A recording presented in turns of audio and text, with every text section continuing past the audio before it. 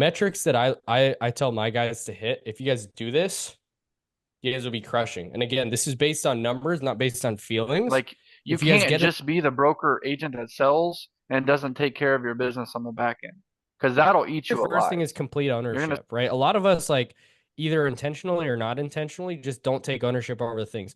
The leads suck, the comp sucks, the commission suck, the blah blah blah, carriers are horrible, the whatever it is, just take complete ownership of your situation, right?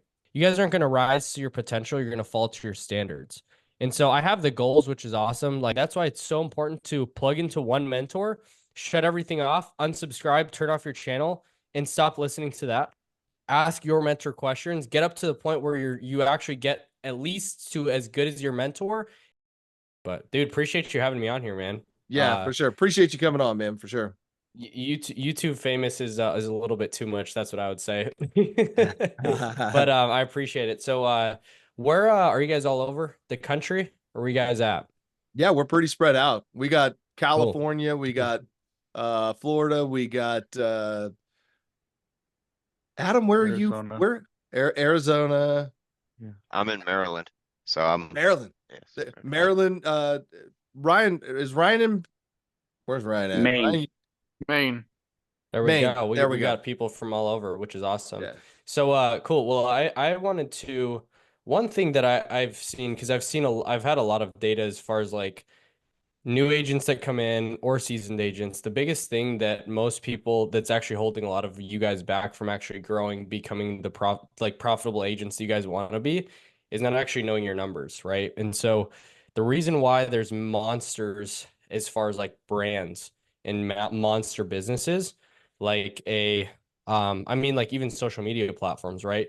YouTube, Instagram, Facebook, they have all the data points on us, right? They have so many, they track all their data, they track all their metrics. And that's why like people they even they have so much control as far as like what they can feed us, what they can show us. That's why they're used so often and so frequently is because they have their metrics dialed in on every single one of us, whether we like it or not, right? And so I think if you want to really take it to the next level and you really want to become a profitable agent, you have to know your numbers like the back of your hand.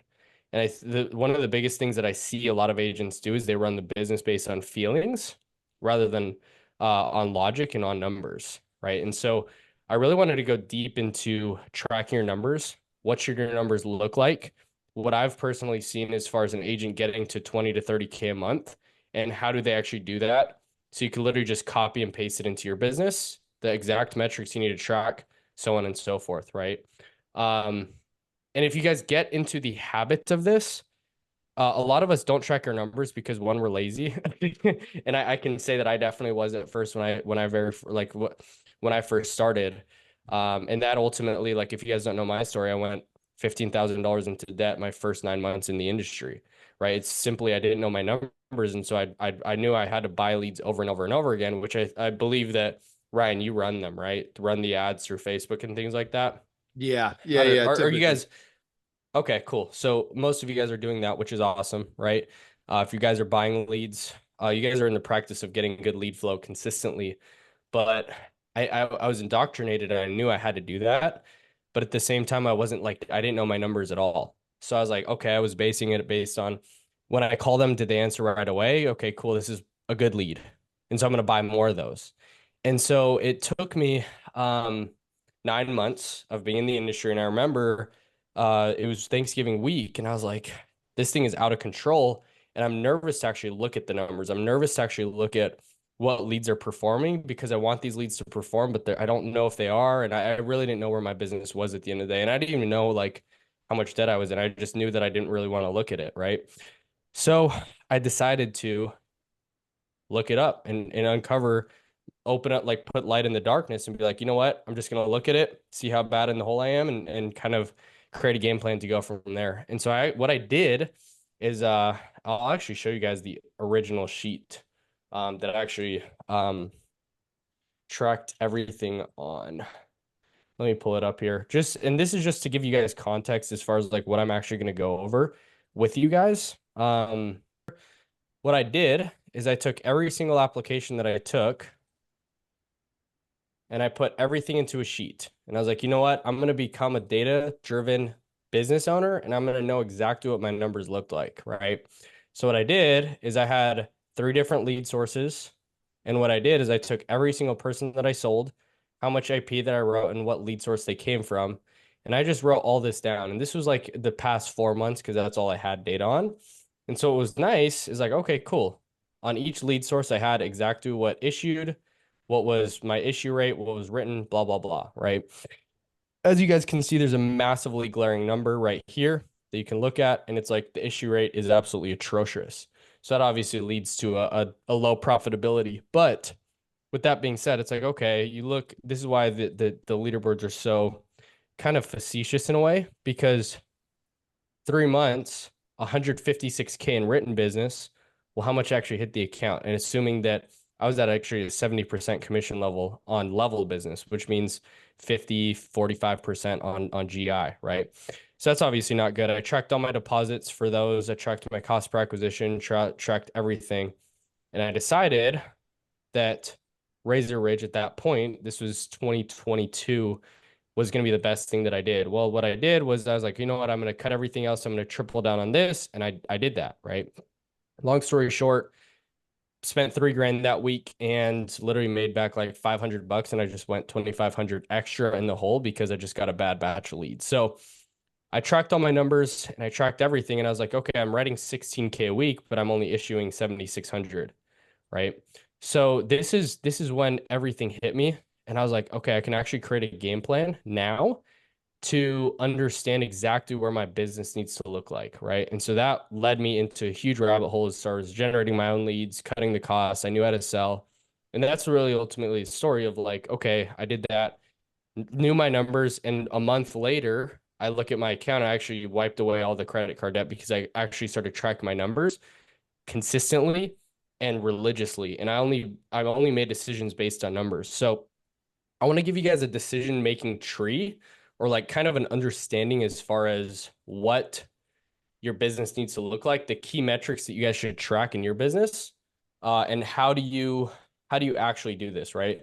So ultimately, like you guys, what's nice is you guys don't own, like you guys don't have to focus on the marketing a lot. Some of you guys might be generating your own, some might not. So I'm going to focus more on the sales side and the business side, ultimately on this training. And raise your hand if you guys have any questions or put it in the chat. I'm more than happy to answer it. But this is really what, if you guys know these numbers, like these blue sheets right here, if you hit these and duplicate these exact metrics into your business, there's no way you guys don't hit 20 to 30,000 a month minimum, right? And then you obviously scale it from there, right? So for you guys to like dial in the metrics that you guys have, what should they look like, right? So as far as the sales side, and this might look different for you guys based on leads. I know that we work similar leads as far as that goes. So take this with a grain of salt, but take the main core idea and then apply it to your business, right? Might not be exact, but try as best you can, right? So the main metrics that you guys should be tracking on a day-to-day basis, especially because I'm assuming most of you guys might be using Kixie or Wave or some type of dialer, is it's auto gonna like track a lot of your numbers, which is nice. So dials, contacts, presentation, sales. What I like to track is AP written and then also AP approved, right? So what sales are actually being written and then what also are going to be approved. So what does that look like, right? So what the biggest things that we want to know out of these different things is your dial to contact rate, your contact to presentation rate, your close rate, and your average AP per sale. And can anybody guess why we want to know these ratios or at least break it down to this like detail? You could just unmute and say it. To know where you're failing. Yeah, exactly. Right. The goal of the whole thing, you're not going to be perfect, which is awesome. At first, you could still make money not being perfect. But imagine a conveyor belt, right? And you want your business to become a conveyor belt. And you put one thing, you put money in top, which is your ad spend. And when it goes through the conveyor belt, you actually make money in commissions and make profit in your account. That's the conveyor belt. Along that line and along you guys, it goes step by step by step. At each point, there's going to be breakdowns that happen, right? So are you making the dials? Well, if you're not, that's obviously where to start. Then the lower that you go, the closer it is for you to actually be making money and making profit, right? So what I like about these ratios and metrics is that you can see where the breakdown is as you go down closer and closer and closer, right? So what's your DAO to contact ratio? If that's not working, okay, I'm going to show you guys what my decision-making tree is as far as that goes. What's your contact to presentation rate? What's your close rate? What's your average AP per sale, right? So metrics that I tell my guys to hit, if you guys do this, you guys will be crushing. And again, this is based on numbers, not based on feelings. If you guys get in the habit of looking at your numbers, a lot of times we're afraid to look at the numbers, but in reality, the only two outcomes can happen if you guys look at your numbers. The very first one, and you guys can write this down if you want or just take notes. The very first thing that could happen when you guys start tracking and actually looking at your numbers is that a lot of us are afraid of it, right? The very first thing is just motivation, right? You can see, okay, there's a step-by-step game plan that I need to hit to be able to actually achieve the goals that I want to hit. That's the very first thing that can happen. So it's motivation if you're failing. But the other thing is actually looking and being like, oh, I'm not doing as bad as I feel like I am. Maybe you got the objection at the end of the day to think about it, to talk to my wife, talk to my kids, blah, blah, blah, blah, blah. Too expensive, whatever it is.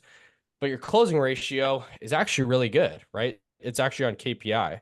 And so this is where you can really remove emotions and just look at the numbers and be like, you know what? I'm actually crushing, which is awesome. So metrics to hit that I like to see is a 5% dial to contact rate, a 30% contact to presentation rate. So if you make a contact, what I count, and you guys might count differently.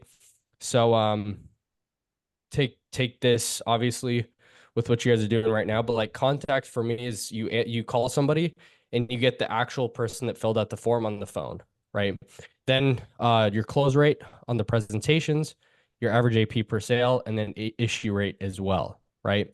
So if your business is not hitting this, if your metrics don't look like this, here's what you do, right? Here's the sales thought process decision-making tree. So if you have a contact problem, very first thing, use Kixie. And this is just sales focused and sales oriented, right? I'm not going to talk about marketing because that's not what the call is for. I'm just trying to really dive deep into the sales and then business side with you guys because you guys are all business owners, right? So dial to contact rate. Number one thing, if you're not using Kixie, highly recommend using that. Number two, call within 5 minutes. That alone will really help your dial to contact rate, like actually getting people on the phone. Yeah, some people are not going to answer, but don't make a rule based on a few different things, right? Don't make these assumptions, right? Just call within 5 minutes, boom, you're done. And then optimize the first text that your CRM sends out to get more responses when a lead comes in.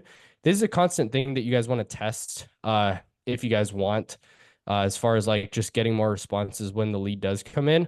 Whenever they respond, it's super important to call your leads right away. If you're getting a contact to presentation rate, right? Your upfront objections need work. All right. So what does that look like? The number one thing is going to be the tonality, right? And then it's a 1A and 1B because I wouldn't say either one of these are more important than the other, is word tracks, right? So for our leads specifically that we're running, and you guys might see different ones, the biggest things are going to be, I already got it taken care of, not interested anymore, too expensive, call me back later, right? There's word tracks that you guys probably have already. If you guys need them, let me know. I can send you some over that I have, but ultimately that's what you guys are going to want to master and make sure that you guys have dialed in. If that's all dialed in, the next thing is cadence and quickness. One thing that I see a lot of agents mess up is they let the client speak too long on the front end. So what's important is for you to learn how to interrupt correctly and learn how to interrupt where it's not rude. It's just a quick interrupt before they actually are able to give the full objection. That's throughout the whole process, but especially in the first like 3 to 7 seconds of the call is just your cadence and quickness.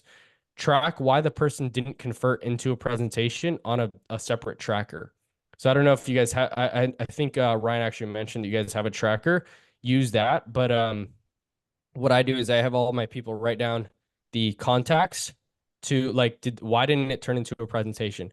Did they say they need me to call them back? Did they say they're at the doctor? Did they say whatever they said? Oh, I can't talk right now. Call me back later. I have a somebody at my house. Whatever it is, track why that is, because you want to. You don't need to be perfect, which is nice. You just need it. You just need to fix the bottlenecks, right? Alex Hormozy talks. You're only going to be able to scale to the bottlenecks of your business. But if you can't identify it, and if you can't actually understand what the bottlenecks of your business are, you're never going to be able to scale, right?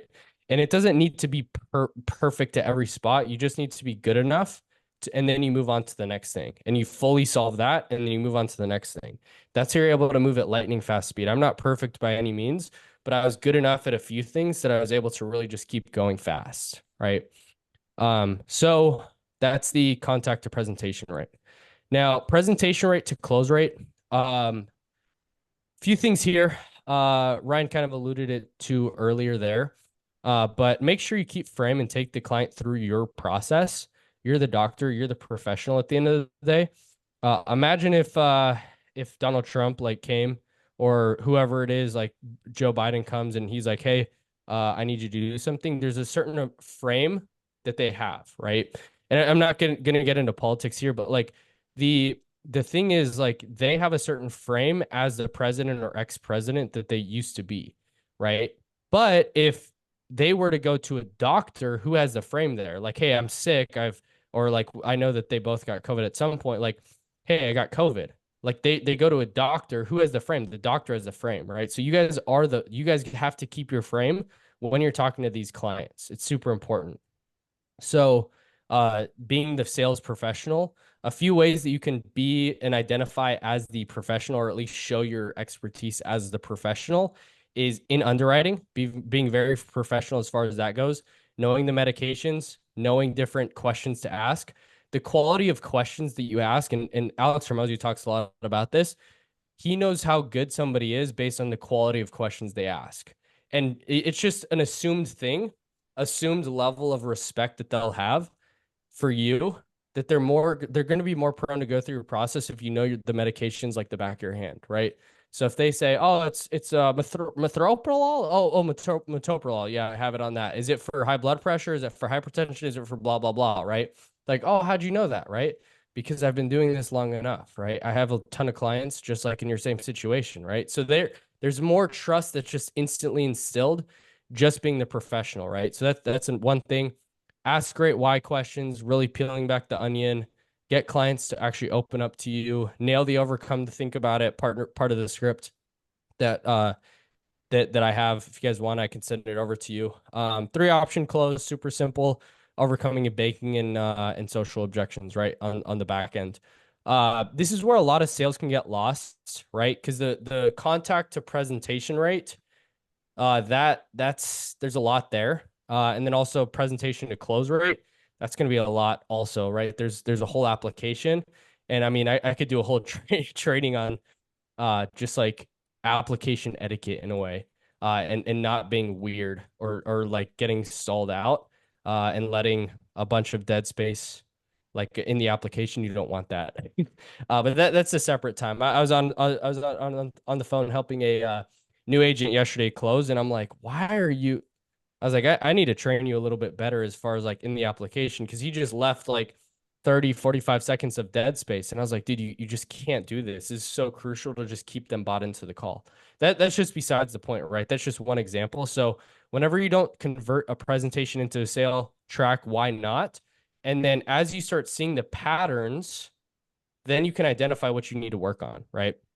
So then the next thing is like, if you want to get your AP up, obviously a lot of it's going to be marketing, but also like show higher numbers, above average price range at the price they gave as far as like comfortable what their budget is. And also like well below their price range, 3-option close. And if you want to get your issue rate up, I mean, it's super important to write good carriers, write true social security billing, and then make sure you're getting an approval on the first call. If you guys aren't doing this, it's super basics. I know Ryan talks a lot about this, but like, don't let the client off the phone if you're not getting an approval. because the likelihood that they're going to pick up again is probably not, right? So does anybody have questions as far as that goes? I'm gonna show you some other stuff, but like that's kind of the first part of this. Is this all making sense for you guys and you guys tracking with me? Because I know it's a lot of information, a lot of stuff. I got a quick question here. When you say Yeah, man. 85% issue rate, you mean like Yeah. out of the ones that you submitted, they actually like did the first payment and all? Yeah, exactly. That's my that's kind of the golden thing there, for sure. Okay, so that's not your persistency rate. That's just how many they actually made the first payment. Yeah, exactly. Yeah. The persistency is a whole separate thing. Okay. As far as that goes, a lot of it is distilled down into carriers that you write and how you sell in the first call. Carriers, guys, like I wrote a lot of Great Western Business, and you guys just saw what happened with them. Their billing is absolutely atrocious. Just make sure that you're writing good carriers, guys. That's all I'll say, for sure. So, that plays a huge part into it. I mean, Ryan, have you seen the same thing, or what would you kind of say as far as that goes? Yeah, that's exactly our focus, right? Is to make sure that you're writing the right carrier. It doesn't necessarily always have to be the bottom dollar option. Yep.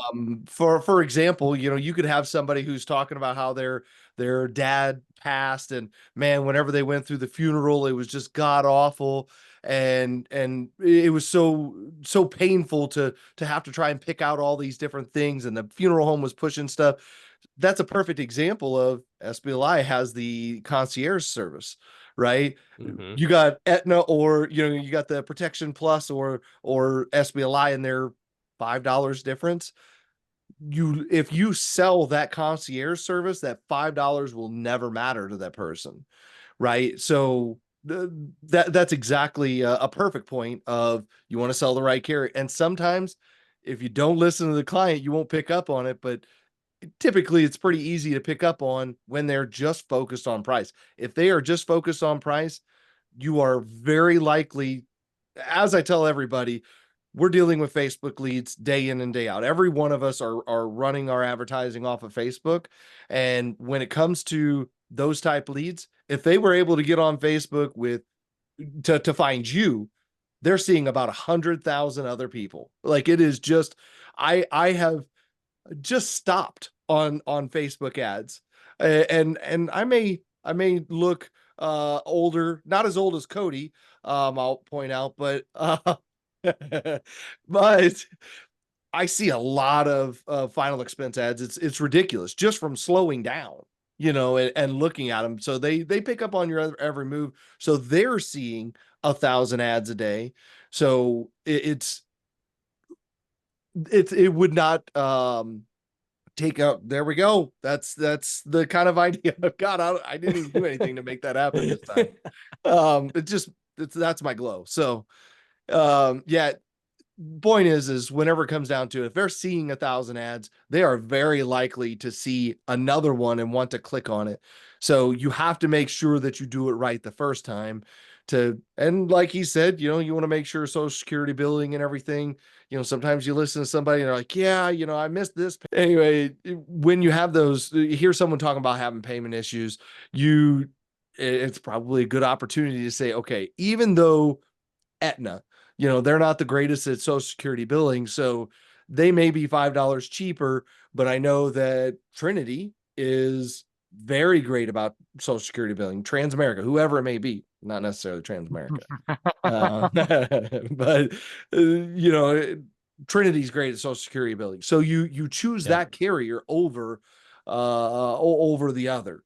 So and you sell it a little bit, but yeah, without a doubt, to answer your question, yeah, we definitely, it's a very heavy focus, not necessarily 100% price based, but you definitely want to make sure that you get the right carrier to start off with. So yeah, And let me that's interrupt, John, important. if I Yeah, can go ahead. interrupt real quick, because I do want to add this, because this is super important too, guys.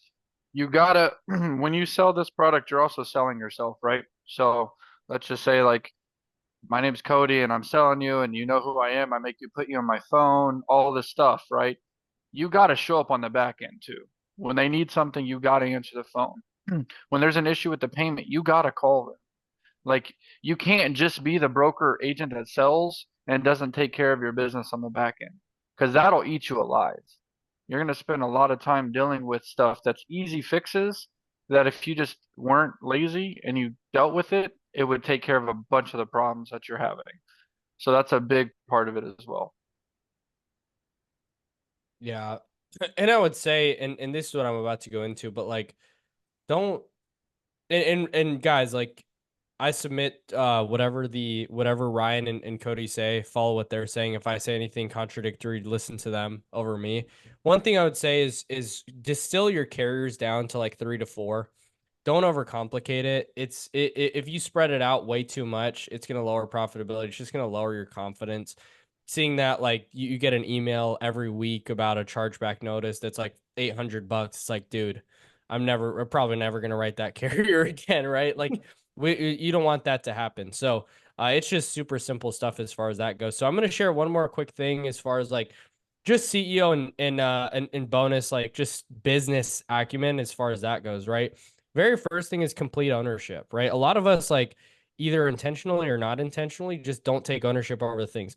The lead suck, the comp sucks, the commission suck, the blah blah blah, carriers are horrible, the whatever it is, just take complete ownership of your situation, right?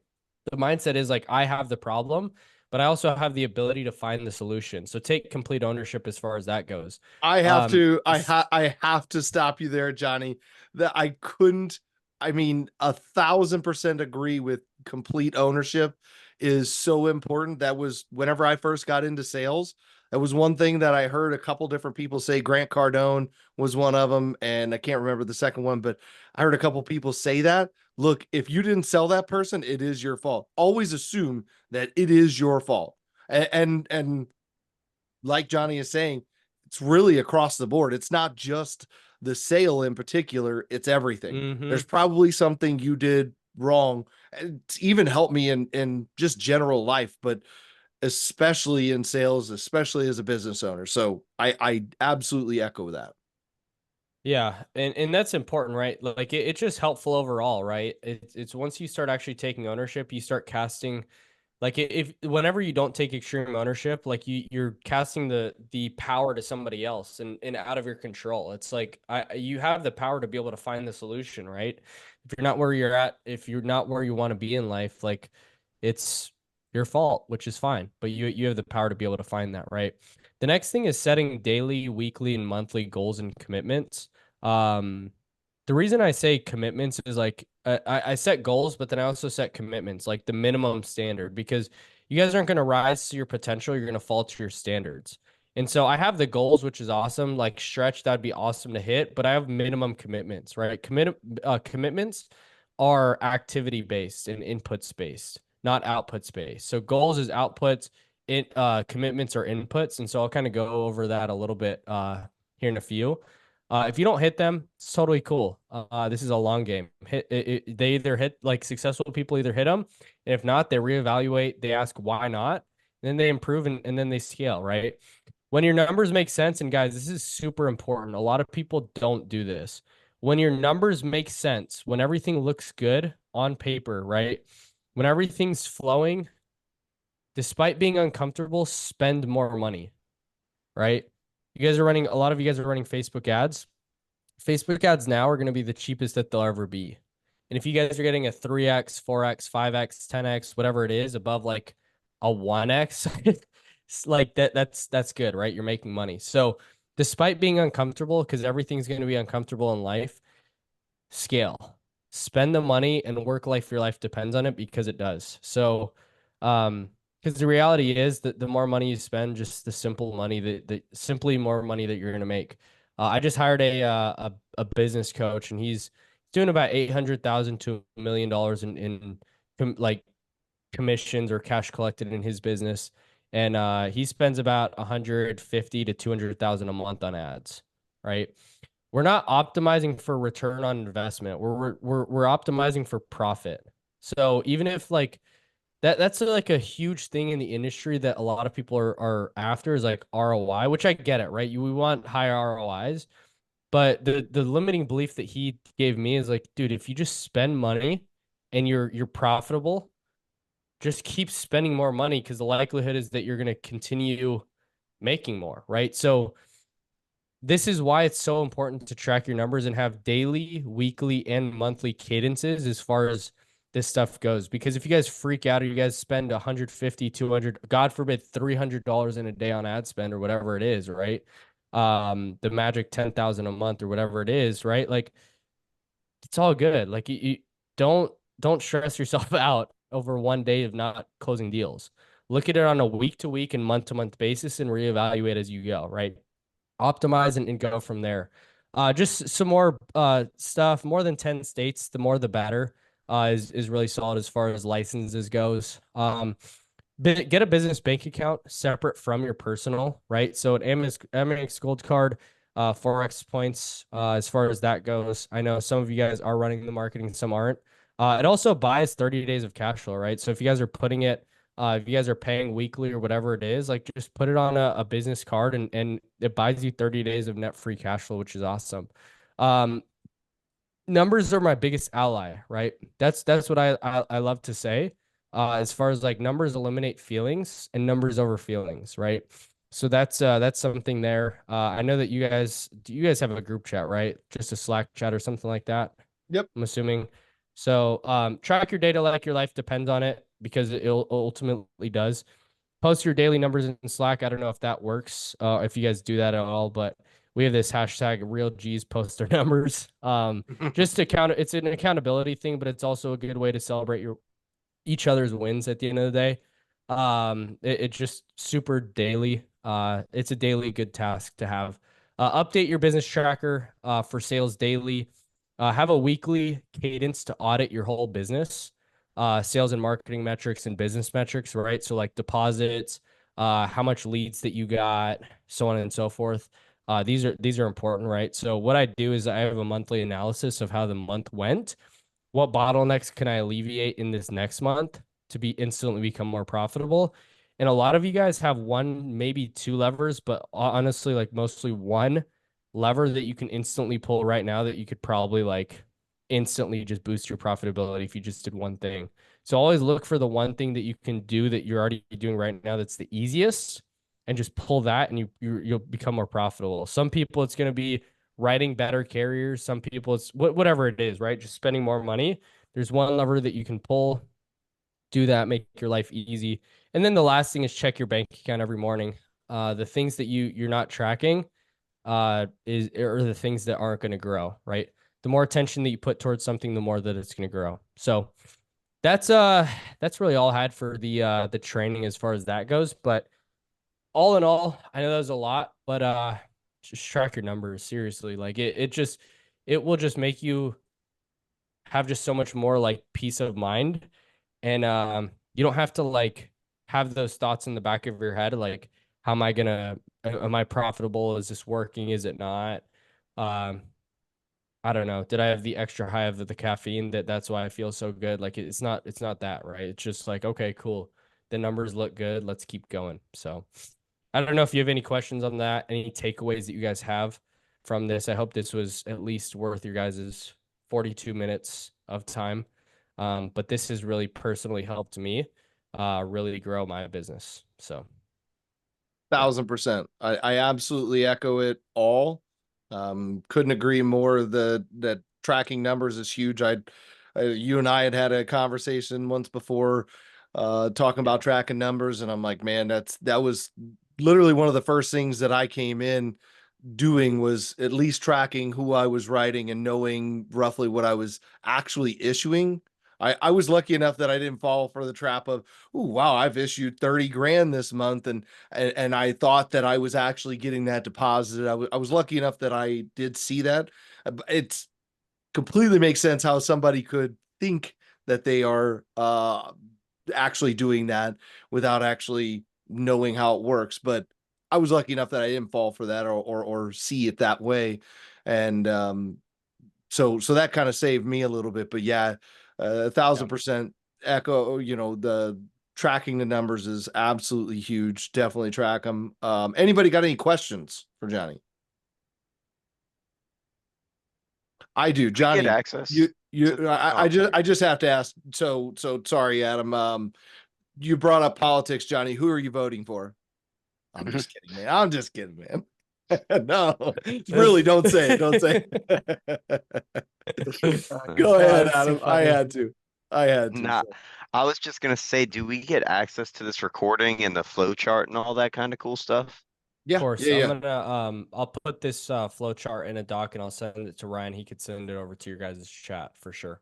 Awesome. I Sweet. appreciate that, man. Yeah, Thank and you. I Course. plan to put this up in YouTube land at least to some extent. So that way Cool. we'll have access to it and everything also from there. So Yeah, that's well, I guess like I'm curious for you guys. What are like your biggest like if you guys because one thing that we do in whenever we do coaching calls and things like that is we all like share our like golden nugget or takeaway.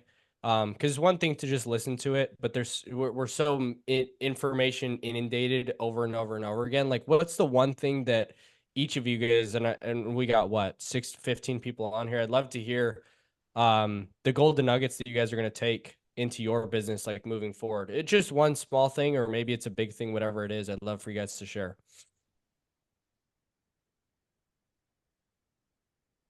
Mine is just how you analyzed it, how you organized the flow chart and analyzed everything, and then bottleneck it and see what's the easiest thing to fix. Yeah. That's so simple. It's ridiculously simple. I Yeah. appreciate that. Yeah. It's awesome, dude. Yeah, I definitely liked hearing about instead of just tracking where you're losing people in the call, tracking exactly why you're losing them. That's something I didn't consider at all. So yes, that's and pretty that's cool. actually something, guys, that we don't actually have in our tracker, like notating what that conversation was. It's so the wild thing is I actually used to do that a long time ago, but I just fell away from it. I guess I kind You're of just learned. closing too many deals. It's hard to keep All track. right. I was making so much money, man. There's I don't think there's a way to make cash rain on you on Zoom. There's you could do all kinds of different crazy stuff. Yeah. But no, but one thing that I'm going to add to everybody's tracker is a what do you call it whenever you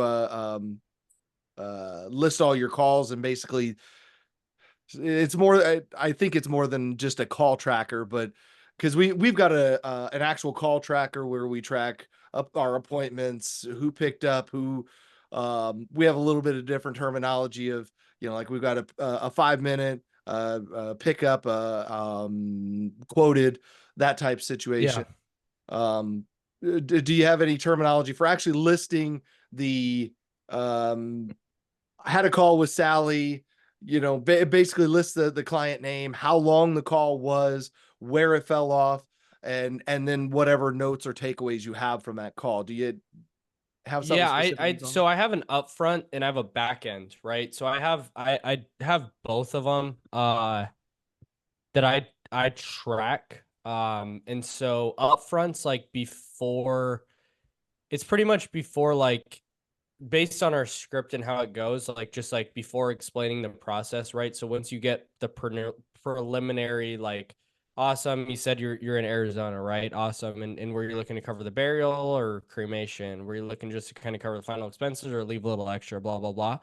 Um, After that, that's kind of the front end, and then you're going to get objections there. Want them to just track like what they said, and then on the back end, you could break it up into three. One thing I would say, just to make it super simple for you guys, is just keep it super simple, right? Like don't feel like you have to optimize everything at once, right? Just start by putting your numbers on a Google sheet every day, right? Just start there, start small. And then it's all about building a habit, right? 1% better every day.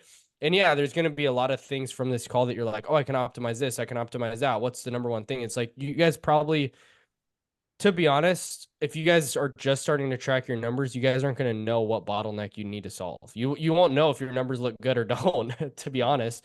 But that's the cool thing about learning and figuring it out, right? You fall forward and you go forward. But just start with tracking your numbers, putting it on a sheet, right? From there, you look, okay, maybe on a week-to-week basis, you look at your week's numbers and you have like a bigger data pool from there. You could be like, okay, I didn't make the dials I needed to make this week. Instead of making 600, I'm going to make 1,000. All right, cool. Make that little change. Let's see how that goes. Then we go on another week and you're like, okay, I made the 1,000, which is awesome. Check mark. And you give yourself that reinforcement, that positive reinforcement. And then you move on. Okay, cool. Did I hit the contacts that I want? Why not? Okay, great. Well, let's start tracking them this week. So, okay, well, I did 20 presentations. What happened on those 20? How many did I close? 6? Well, could I maybe get 8 this week? Who knows, right? And you kind of just slowly go as you over time. What's nice is that the more data that you track, one, the more addicting it gets, right? Like I'm looking at my tracker like 5, 10 times a day. But it's like, okay, as you go, the more numbers, it just makes it more a predictable business that you guys don't have to like rely so much on. Hopefully, I make it this month. It's like, no, I can predictably know that if it's a bad month, here's my numbers. If it's a good month, I'm hitting these numbers. If it's an average month, I'm hitting this. And then you can kind of ride it out and actually survive. So that's just an add-on as far as that goes. But yeah, I will I just also track like add front end. what Johnny was saying there. One big mistake that I made in the beginning was constantly changing everything. I would hear, whether it be somebody on YouTube or just simply listening to a client, yell and scream at me. I would think, oh, well, I need to change this. Oh, well, I need to change that. Be very careful and very mindful for what you change, for what you make adjustments to, because if you think that you need to change everything, that may not be entirely true. And Yeah. one thing that I can absolutely confirm is that if you're following the script, the way everything is laid out, there's very, very little, other than bringing your own personality into the mix. There's very little to change because every sales process is very simple and straight to the point. So I just want to echo again what Johnny's saying is be very careful. If you're going to change something, do it slow, do small tweaks, instead of, and make sure that, like Johnny said, track your numbers so you know that that's an actual problem. Don't just think the fact that a client said something that, well, that is a problem. Make sure that your numbers are actually reflecting your feelings. Yeah. And a good example of that is in the. You're on. Can you hear me? Yeah. A good example of that is in the mornings, right? So like a lot of agents I've heard over the years are afraid to call at 8 a.m. Right? They're like, no, they're not going to answer me. They're going to hang up on me, or it's best for me to start at 10:30 because 10:30 is the best time, which is fine if that's what you feel like. But I can tell you, I close lots of deals at 8:30 in the morning, right? And it's because I know the numbers. The numbers are if I get on the phone at the beginning of the day when no one's here to bug me and no one's making dials and I make dials, I'm 200 dials ahead of everybody else by the time they get on, right? And it gives me the ability to have those extra numbers and dials put in so that way then I can output the money that I want to see because I'm tracking the numbers and I can see it right before my eyes, right? So don't be afraid of the stigmatism of you can't call at 8:01. Like get that out of the way and just dial. Just because one or two clients tell you it's too damn early to call me Or doesn't mean calling at 5:30 in the evening, right? yes. Because I don't know how many times I've been cussed out for calling at 5:30 in the evening. Back in It's the day, supper it was, time. yeah, exactly. I'm eating my supper. Get off of here. And you called me 9 times today. Yes, I did, sir, because you requested information. But Yeah. And don't they I let just ordered called those somebody supper. on that the one East person. Coast. That was Yeah. before 8 o'clock, and they started cussing me out because it wasn't business hours. And I just clearly explained the business hours in this business are up till 9 o'clock. So, yeah, whatever. Okay, I'll call you and bug you at 9 to 5. Then that's fine by me. And that's exactly right. That you can't let that one client, or even if it's 10, it's a little different if you've got 10 in one state all within the same area and they're saying the same thing. Okay, maybe that's a little bit of a hint. But if Yeah. you've got one over here and one over there that are saying the same thing, different days of the week, that is not cause for correlation. That is just people being people, and keep at it. I know perfect example. Chris Sorrentino talks about how he, sells a lot. At least he used to talk about selling a lot on Fridays. I just do not make a lot of sales on Fridays. Never have. So that's another perfect example of, I still call on Fridays because I do still occasionally make sales on Fridays, but you definitely want to make sure to not let those people get in your head for sure. Yeah. Anybody got any other questions for Johnny? Anything anything outside of maybe even what he was talking, his whole flow chart, everything, anything, personally or from his team? Johnny, just out of curiosity, how many you're growing trying to grow an agency, right? Yes and no. Yes. I'm mainly focused on That's how everyone feels. yeah, I'm mainly focused on the coaching aspect right now. Okay. So yeah. Nice. All right. So anybody got any personal questions for Johnny before we call the meeting adjourned? Y- Yeah, I have a quick question. It's more about the tech. But can you guys hear me okay? Because my internet Yes, is We kind got of you. like cutting in and out. Okay. So this is more about tech. You mentioned something about Kixie and about Wave. Have you used them both? And if you have, what is the thing that you would like about any of them? One thing I can say, I don't have too much data on Wave. One thing I can say is Kixie, what happened, and this is just personal data, right? 157 dials was typically what the number was before I used Kixie, right? Per sale. So every 157 dials, I'd make a sale. When I switched over to Kixie, it turned into 34 dials per sale. So about a 5x for me personally, 4.5, 5x, as far as increasing contact rate. That's just my personal data. Now, What were you using before, Johnny? my phone. Okay. That's why I'm like, that's why, like, if people don't use Kixie, I'm just like, dude, a year and a half, 2 years ago, I was hammering on my phone. Like, these people are calling me at, like, I remember waking up a few Sunday mornings because I hammered over and over and over on a Saturday, waking up at like 3 a.m., 4 a.m. And I'm like, why are you calling me?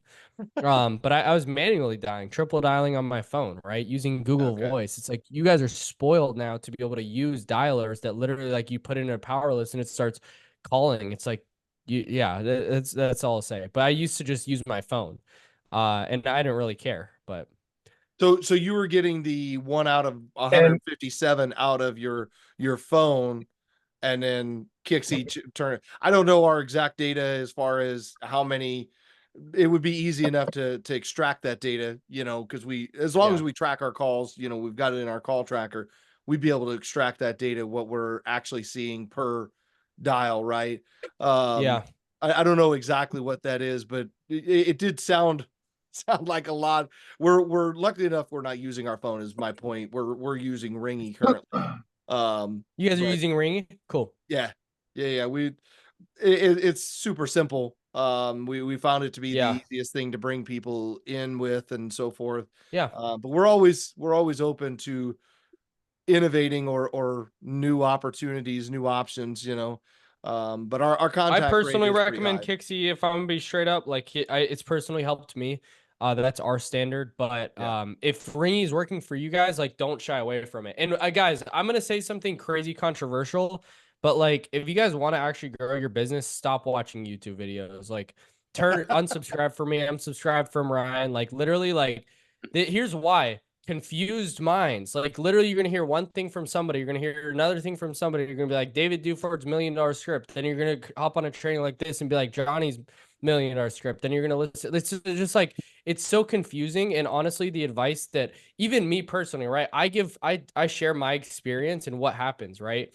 But it could be so out of context for your situation and literally make zero sense from what you guys are saying. That's why it's so important to plug into one mentor, shut everything off, unsubscribe, turn off your channel, and stop listening to that.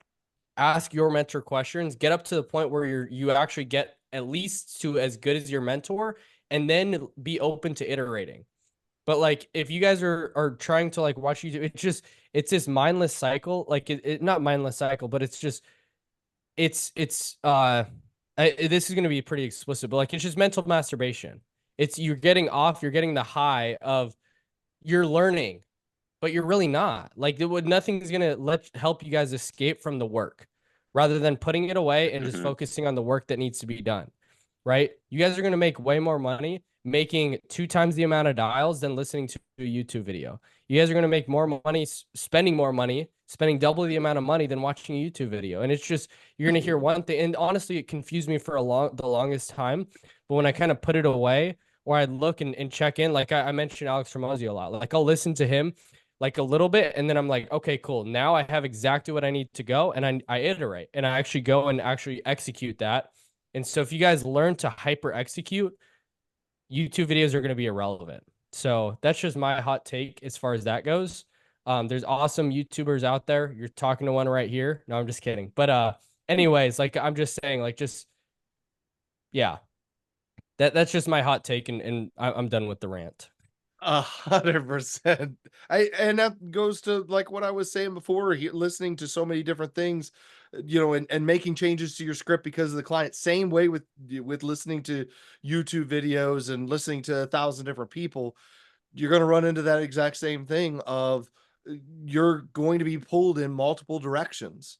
So and feeling like this is the next big thing, and so you're going to make another change, and you're going to find uh, dude, if I had a bomb emoji to drop when you said that, like that's freaking huge. And I will say, I don't think it's just god awful to listen to YouTube, but I Yeah. do think it's very important to pick. My advice would be to maybe pick one or two and only listen to them. Don't allow Yep. yourself to get sucked in by anybody else. Um, no matter who that is.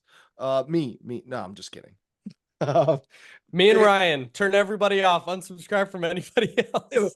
boom. Yeah. No. No, I'm just kidding. Um, but Hey, that is and absolutely huge.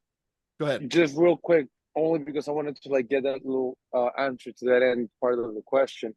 What part about Kicks is that you're liking more, the triple dialing, the local presence, or both?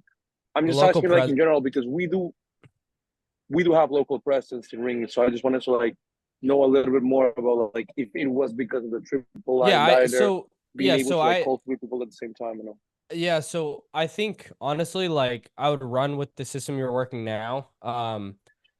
To be honest, I just personally have seen with Kixie, there's pros and cons with everything. I'd say with Kixie, just what I've seen is the local presence is nice. And then the just putting it in a power list, but I'm pretty sure I don't think Kixie can do anything that Ringy doesn't. From what I've personally seen. I know that the phone number management is there as well. To be honest, I think it's more on a decline, but I don't know as far as ringy goes how that is. So um, that's what I would say. I would submit to ask Ryan or Cody and listen to what they say. Um, so yeah, I don't want to create confusion here No. at all. Yeah, no. The opinion is definitely great, greatly appreciated. So definitely not a Yeah. problem there by any means. Would again, both Cody and I have said multiple times, change may suck sometimes, but sometimes change is the better for the better too. There's Yeah. always holes that can be patched in some way. It's just a matter of whether this hole needs to be patched before this hole. So, but it's Mm-hmm. always great to hear a second side. And again, man, I really appreciate you coming on and sharing with everybody, pouring out to the team because they listen to me and Cody, enough, and Yeah. maybe not enough, but they listen to us, right? So, Yeah. extra perspectives are always great to um, even solidify things. So, Yeah, for sure. Well, um, thanks for having me on here, guys, and thanks for giving me your time and attention. yes, I appreciate you guys, and best of yes. luck to you guys, absolutely crushing it.